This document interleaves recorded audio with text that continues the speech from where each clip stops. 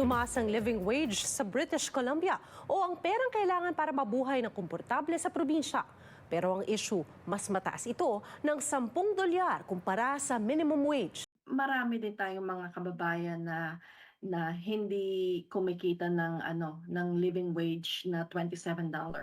Tumaas ang living wage sa BC ng 3% kumpara nung nakarang taon ayon sa isang bagong report. Ang living wage sa Metro Vancouver $27.85 per hour, pero ang minimum wage para sa mga manggagawa sa probinsya $17.85 per hour. Ang inilabas na ulat mula sa Living Wage BC at BC Policy Solutions. We develop and promote rigorous research to bring clarity to the pressing challenges of our time.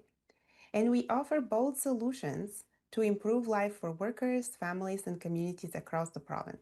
Sang-ayon daw sa report ang Filipino-Canadian na si Noemi Victorino, founder ng Harvest for Hope, isang grupong nagbibigay tulong para sa mga charity na nahaharap sa issue ng food insecurity sa rehiyon. Sa ulat, sinabing mas danas ng minimum wage workers ang stress at pagkautang. Yung retail industry, for example, alam naman natin na ang sweldo dyan hindi $27 an hour if you're like a retail person, di ba? Unless kung manager ka siguro.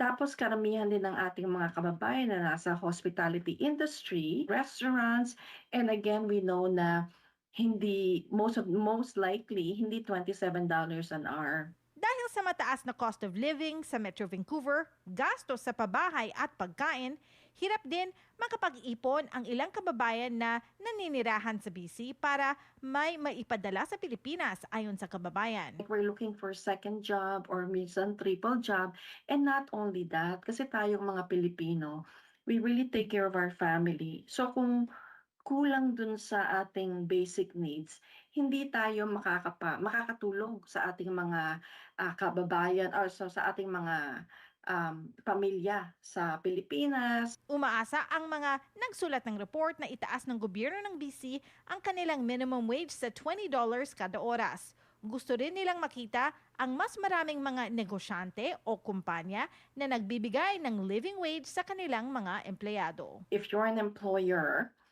you would want to be able to attract and retain employees, even though the initial impression is that, oh, maybe the cost of our services would go up and it will just be passed on to our consumers or customers.